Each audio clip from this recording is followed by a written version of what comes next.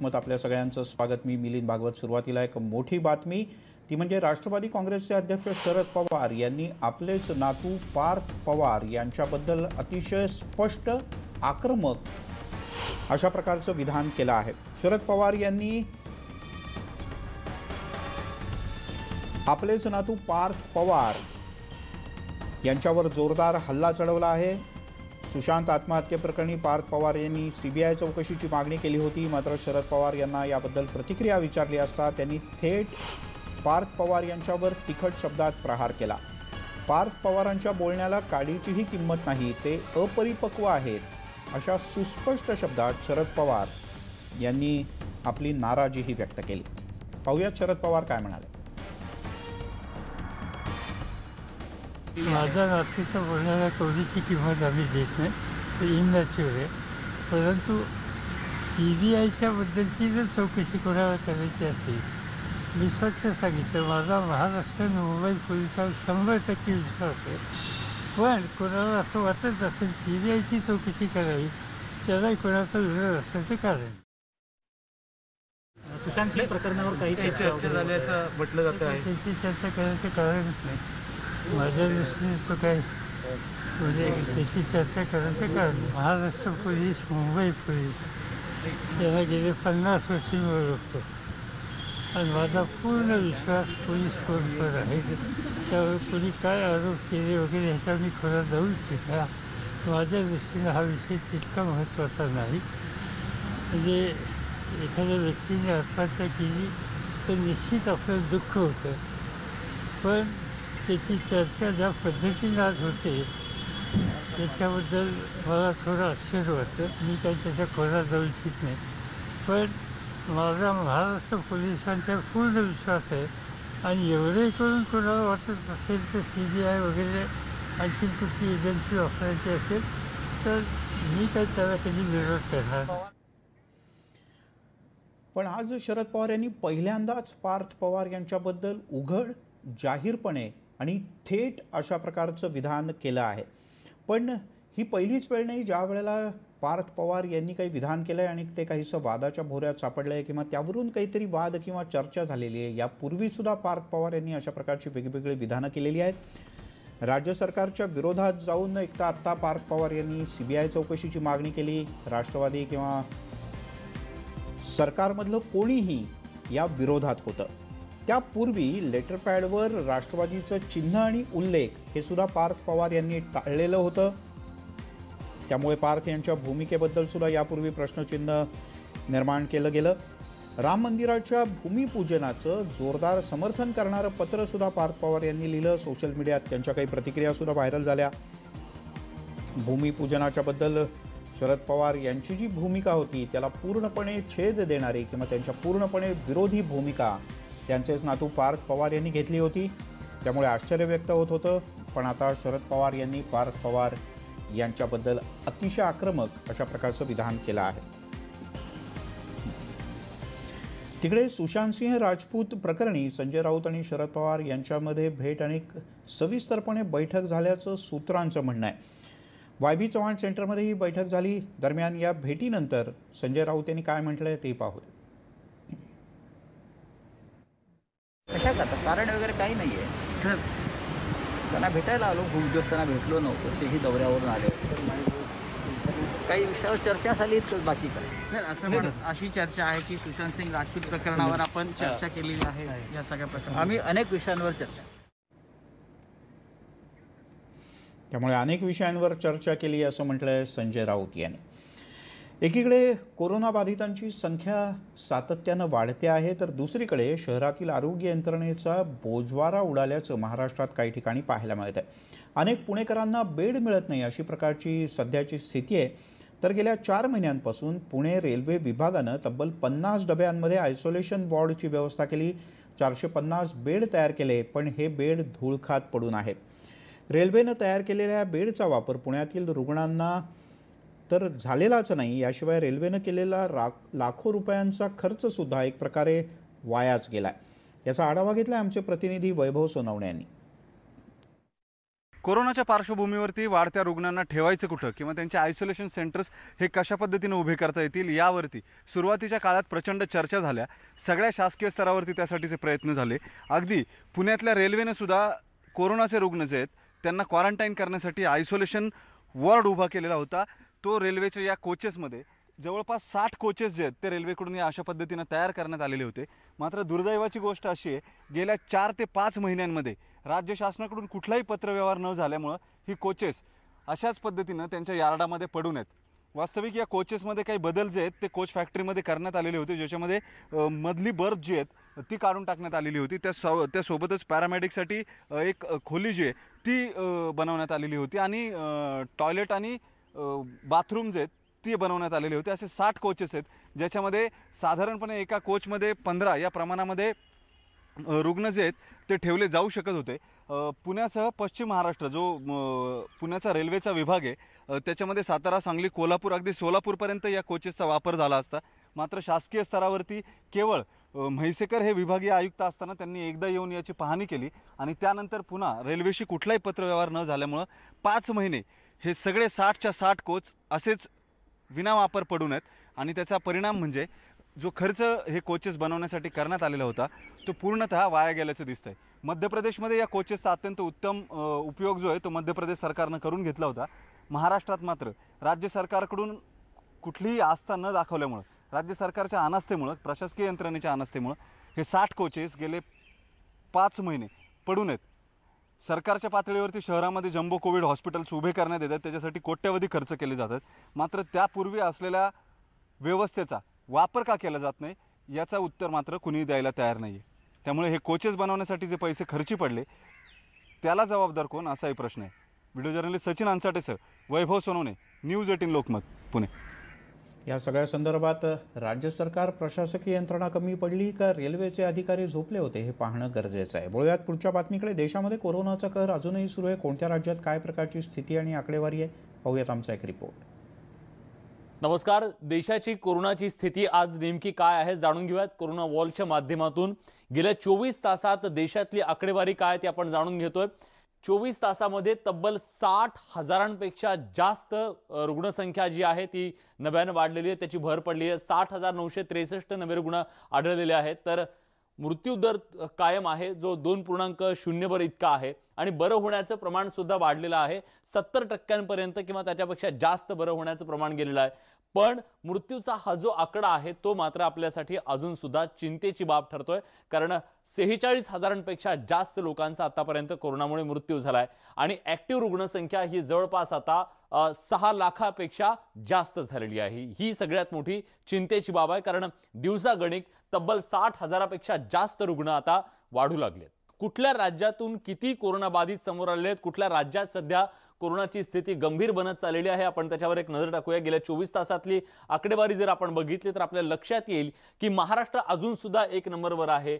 11,088 इतके रुग्ण एका दिवसात ही भर आहे. जवळपास 18% रुग्णसंख्या एकूण देशाच्या ही महाराष्ट्रातून आहे. नंतर नंबर लागतोय तो आंध्र प्रदेशचा. आंध्र प्रदेशमध्ये आपण बघतोय की 9,024 इतके रुग्ण, 15% एकूण रुग्णसंख्येच्या आंध्र प्रदेशातून. त्यानंतर आहे कर्नाटका, तामिळनाडू, उत्तर प्रदेश, बिहार, वेस्ट बेंगाल. पण या सगळ्यामध्ये जर चमत्कार म्हणावा लागेल तो हा आहे की दिल्ली अगदी खाली गेलेला आहे. जे दिल्ली अगदी महाराष्ट्राच्या नंतर होतं ते दिल्ली आता सगळ्यात कमी झालेलं आहे. आपण बघितलं की देशाच्या एकूण कोरोना बाधितांपैकी सर्वाधिक कोरोना बाधित हे महाराष्ट्रातून येत आहेत आणि महाराष्ट्राचं चित्र सध्याचं काय ते आपण बघतोय. 5 लाखांपेक्षा जास्त कोरोना बाधितांची संख्या महाराष्ट्रात झालेली आहे. 11,000पेक्षा जास्त रुग्ण एका दिवसात समोर आलेले आहेत. तर आतापर्यंत महाराष्ट्रामध्ये कोरोनामुळे 18,306 लोकांचा मृत्यू झालाय. पण दिलासादायक बाब ही आहे, जो विदर्भ आहे तो पूर्णपणे कोरोनापासून थोडासा दूर आहे असं म्हणावं लागेल. हे चित्र निश्चितपणे महाराष्ट्रासाठी दिलासादायक म्हणावं लागेल, कारण या परिसरात अजून कोरोनाचा म्हणावा तितका फैलाव झालेला नाहीये. पण मराठवाड्यातला हा भाग मात्र सध्या कोरोनाच्या छायेमध्ये येताना आपल्याला दिसतोय आणि त्यामुळेच या सगळ्या परिसरात ग्रामीण भागामध्ये कोरोनाचा फैलाव होऊ नये याच्यासाठी काळजी घेणं आजच्या घडीला खूप गरजेचं आहे. त्यामुळे काळजी घेणं अतिशय गरजेचं आहे. वळूयात पुढच्या एका काहीशा गंभीर बातमीकडे. राष्ट्रपती पोलीस पदक विजेत्या एका सब इन्स्पेक्टरनं स्वातंत्र्यदिनी चक्क सामूहिक आत्महत्येची परवानगी मागितली आहे. त्यामुळे सगळेजण हादरून गेलेत. मुख्यमंत्र्यांनी हस्तक्षेप केला नाही या सगळ्या प्रकरणात तर कदाचित मोठा अनर्थ घडू शकतो. मागच्या 2 वर्षांपासून बदलीमध्ये डावललं गेलं आहे अशा प्रकारची तक्रार या अधिकाऱ्याची आहे. उत्पादन शुल्क विभागातील सब इन्स्पेक्टर राकेश साळुंके हे आता हताश होऊन आत्महत्येच्या निर्णयापर्यंत पोहोचलेत.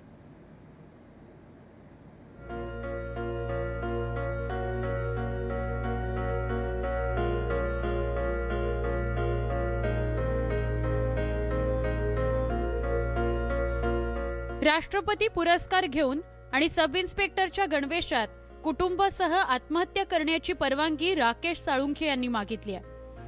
2006च्या साखळी बॉम्बस्फोटात राकेश साळुंखे जखमी झाले होते. त्या अवस्थेतही त्यांनी 5 जणांना वाचवलं. त्यांच्या अतुलनीय कार्याची दखल घेऊन त्यांना राष्ट्रपती पदक जीवन रक्षा पुरस्कारानं सन्मानित करण्यात आलं होतं. माझ्यावर अवलंबून आहेत माझे कुटुंबीय, माझी मिसेस आहे, माझा मुलगा आहे, माझी मुलगी आहे, ते रस्त्यावर येतील. त्यामुळे मी सरकारकडे परवानगी मागितली. माननीय मुख्यमंत्री साहेबांना मी त्यांच्या रिट्रेसल पोर्टल ग्रीव्हन्स रिट्रेसल पोर्टलवर मी मेसेजही केलेले आहे आज की मला तुम्ही रीतसर परवानगी द्या की 15 ऑगस्ट रोजी मला सहकुटुंब आत्महत्या करण्याची परवानगी द्या. जखमींना वाचवताना राकेश साळुंखेंच्या मणक्यावर ताण पडला. तेव्हापासून त्यांच्या मणक्यावर उपचार सुरू आहेत. मात्र 2016 त्यांची अमरावतीला त्यानंतर औरंगाबादला बदली करण्यात आली. परिणामी त्यांच्या उपचारात खंड पडला. अनेकदा अर्ज करूनही त्यांची मुंबईला बदली झाली नाही. कुटुंब मुंबईत असल्यानं सगळा ताळमेळ बांधताना साळुंखेंची तारांबळ उडाली. सरकारी कर्मचाऱ्यांची बदली 2 प्रकारात होते. एकतर सेवेची 3 वर्ष पूर्ण झाली तर, किंवा दुसरं म्हणजे मेडिकल ग्राउंड्सवर कोणताही आजार असल्यास. मागच्या 4 वर्षात जितक्या बदल्या झाल्या तितक्यात एकाही ऑर्डरमध्ये राकेश साळुंखे यांना स्थान दिलं गेलं नाही. त्यामुळे 10 ऑगस्टला जेव्हा रात्री बदल्यांची ऑर्डर निघाली त्यानंतर त्या ऑर्डरमध्ये आपलं नाव नाही असं जेव्हा राकेश साळुंखे यांना कळलं तेव्हा मात्र फ्रस्ट्रेट झालेले, उद्विग्न झालेले राकेश साळुंखे यांनी थेट मुख्यमंत्र्यांकडे आपली पत्नी आणि मुलांसह आत्महत्येची मागणी केली आहे. घरातल्या परिस्थितीमुळे राकेश साळुंखेंचा मुलगा सर्वेशनं 2दा जीव देण्याचा प्रयत्न केला. तर या कठीण परिस्थितीत पतीची साथ देण्याचा निर्णय रश्मी साळुंखे यांनी घेतला. पप्पामुळे पूर्ण कुटुंबाला त्रास होतो. त्यांना समजायचा प्रयत्न करतो पण ते ऐकत नाही. त्यांनी जर समजा काही एकट्याने जर केलं तर आम्ही रस्त्यावरच येऊ ना, कारण का आम्हाला फायनान्शियली सपोर्ट कोणाचाच नाहीये. माझे 2 मुलांचं शिक्षण बाकीचं जे आहे ते मी एफर्ट करू शकत नाहीये, कारण का मी म्हणजे फायनान्शियली हाऊसवाईफ आहे आणि फायनान्शियली मी स्टेबलच नाहीये. बदल्यांचं अर्थकारण सगळ्यांच्या परिचयाचं आहे. मुंबईत 40 जागा असतानाही जर राकेश यांचा विचार होणार नसेल तर प्रशासन किती निर्ढावलेलं आहे हेच यातून लक्षात येतं. परिणामी मुख्यमंत्र्यांनी या प्रकरणी हस्तक्षेप करण्याची गरज आहे. राकेश साळुंखे यांना न्याय देण्याची गरज आहे आणि त्यांना न्याय मिळेपर्यंत न्यूज 18 लोकमत पाठपुरावा करत राहणार आहे. व्हिडिओ जर्नलिस्ट स्वप्नील धुरीसह स्वाती लोखंडे, न्यूज 18 लोकमत, मुंबई. पाहूयात प्रशासनाचे डोळे उघडतात का ते. वळूयात पुढच्या बातमीकडे. राज्य सरकारच्या पोलीस ट्रिब्युनल अर्थात पोलीस प्राधिकरणावर गृहविभागानं राजकुमार ढाकणे यांची नियुक्ती केली, पण ही नियुक्ती काहीशी वादाच्या भोवऱ्यात सापडली आहे. अगदी राज्याचे विरोधी पक्षनेते देवेंद्र फडणवीस यांनी सुद्धा या नियुक्तीला विरोध करत या प्रकरणाच्या चौकशीची मागणी केली आहे. तशा प्रकारचं पत्र त्यांनी मुख्यमंत्र्यांना लिहिलं आहे आणि त्याचं कारणसुद्धा तसंच आहे. पोलीस खात्यातील अंतर्गत कज्जे सोडवण्याचं काम करत असलेल्या आणि सत्र न्यायालयात इतके अधिकार असलेल्या या पदावर गुन्हेगारी पार्श्वभूमी असलेल्या पुण्यातल्या राजकुमार ढाकणे या व्यक्तीची नियुक्ती करण्यात आली.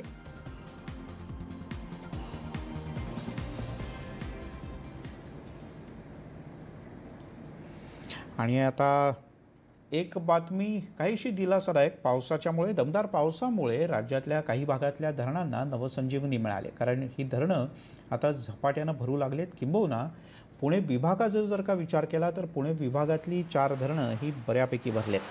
खडकवासला साखळी धरणामध्ये 62% इतका पाणीसाठा आहे. तिकडे मराठवाड्यात यंदा झालेल्या चांगल्या पावसामुळे जायकवाडी धरणात समाधानकारक पाणीसाठा. नागपूर जिल्ह्यामध्ये झालेल्या संततधार पावसानं पारशिवनी तालुक्यातील पेंच धरणाच्या पातळीत वाढ झाली. त्यामुळे धरणाचे 6 दरवाजे उघडण्यात आले होते. अकोला शहराला पाणी पुरवठा करणाऱ्या काटेपूर्णा प्रकल्पात 85% पाणीसाठा सध्या जमा झाला आहे. विदर्भातलं सर्वात मोठं धरण असलेल्या अप्पर वर्धा धरणामध्ये सध्या 90% पाणीसाठा आहे.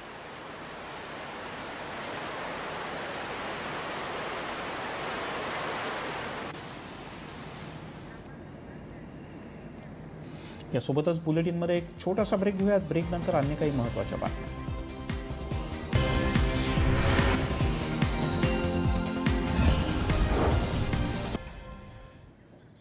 ब्रेकनंतर आपल्या सगळ्यांचं पुन्हा एकदा स्वागत. राज्यामध्ये गणेशोत्सव अवघ्या 8 दिवसांवर येऊन ठेपलेला आहे. पुढच्या 8 ते 10 दिवसात आपापल्या घरी गणपती विराजमान होतील. पण त्यापूर्वी महत्त्वाच्या काही गोष्टी आहेत. त्या म्हणजे गणेश विसर्जनासाठी सार्वजनिक हौदांची व्यवस्था पुण्यात तरी असणार नाही. यंदा घरीच मूर्ती विसर्जित कराव्या लागणार आहेत. या कारणामुळे शाडूच्या मूर्तींची मागणी मोठ्या प्रमाणात वाढली. यासोबतच प्लॅस्टर ऑफ पॅरिसच्या मूर्तींची मागणी घटली. अनेक ऑर्डरही रद्द झालेत. मूर्तींची होम डिलिव्हरी करण्यावर भर दिला जातोय. मात्र कोरोना आणि लॉकडाऊन या सगळ्याचा मोठा फटका या व्यवसायाला सुद्धा बसलाय. कोरोना आणि लॉकडाऊनचा परिणाम हा गणेशोत्सवावरती झालेला आहे आणि त्यामुळं सार्वजनिकरित्या गणेशोत्सव साजरा करण्याची बंधनं आलेली आहेत. मूर्तीची उंची असो किंवा विसर्जन करता येणार नाही आहे नदीमध्ये किंवा हौदामध्ये. त्याचा काय परिणाम झाला आहे आपण पाहतोय. होम डिलिव्हरीला आता डिमांड जी आहे ती वाढलेली आहे. प्रत्यक्ष खरेदी करण्यापेक्षा होम डिलिव्हरीकडं कल आहे. आणि दुसरी गोष्ट म्हणजे शाडूच्या मूर्तींची मागणी वाढलेली आहे. काय नेमका परिणाम झाला आहे आपल्यासोबत आपण एक हे बघतोय गणेश मूर्तींच्या विक्रीचं दुकान, त्याच्या विक्रेत्यांशी बोलूयात. मला सांगा काय नेमका परिणाम झालेला आहे. यंदा खूप निर्बंध आहेत कोरोनामुळे आणि लॉकडाऊनमुळे. निर्बंधांचं असं झालेलं आहे की आता शाडूच्या मूर्त्यांना खूप मागणी वाढलेली आहे आणि जे काही गणेशांचे जे स्टॉल आहेत ते अगोदर 3 महिने बुक करायला लागतात मूर्त्या. तर हे काय माहीत नसल्यामुळे लोकांनी प्लॅस्टरच्याच मूर्त्या जास्त बुक केलेल्या आहेत अगोदर आणि आता यांचा निर्णय काय होत नाही आहे. त्यामुळे मूर्त्या परत कॅन्सल करतात ते बुक केलेले लोक आणि ते शाडूच्या मागण्यांना वाढलेली आहे. मग होम डिलिव्हरीला पण आहे, होम डिलिव्हरी आहे पण शाडूच्याच मागतात होम डिलिव्हरीला. आणि किती परिणाम झाला आहे असा? तरी 50% परिणाम आहे धंद्यावर. 50% परिणाम आहे. फटका खूप जोरात फटका बसलेला आहे मूर्त्यांना. आणि शाडूच्या मूर्त्यांमध्ये रेखीवपणा येत नाही. लोकांना रेखीवपणा पण पाहिजे पुण्यातल्या, तर तो शाडूमध्ये मिळत नाहीये. आणि हे विसर्जन घरी करावं लागेल म्हणून करायला लागेल कारण आज त्यांचा निर्णय तसाच आहे की तुम्हाला घरीच विसर्जन करायला. हिंदी में जानना चाहेंगे, आज पवार साहब से मुलाकात की है, क्या चर्चा हुई? सुशांत सिंह राजपूत को लेकर चर्चा हुई. काफ़ी सारे मसले यहाँ पे दिख रहे हैं. क्या आपको दूसरा कोई विषय नहीं है क्या नेशनल मीडिया को हमारे? अरे बहुत से विषय पे चर्चा होती है. पवार साहब एक बड़े नेता है हमारे देश के. नहीं राउत साहब, जिस तरह से ये पूरा मामला इन दिनों चर्चा में है, ऐसे कहा जा रहा है कि एनसीपी की चुप्पी. देखिए ये कोई पॉलिटिकल पार्टी का बात नहीं है, किसी एक पार्टी. ये सरकार के सामने जो प्रश्न खड़े हैं, कोई लोग राजनीति करना चाहते हैं इस मामले में, तो सरकार देख लेगी और शिवसेना देख लेगी. हम उसके लिए बहुत काबिल हैं. Thank you. Thank you.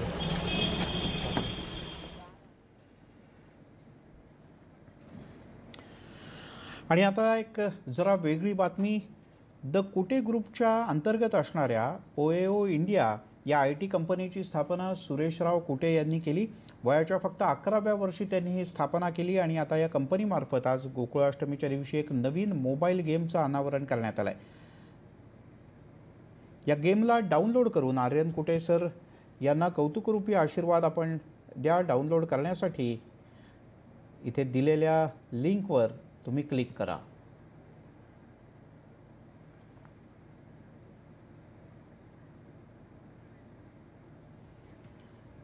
सोबत या बुलेटिनमध्ये इथेच थांबूयात. पाहत राहा न्यूज 18 लोकमत.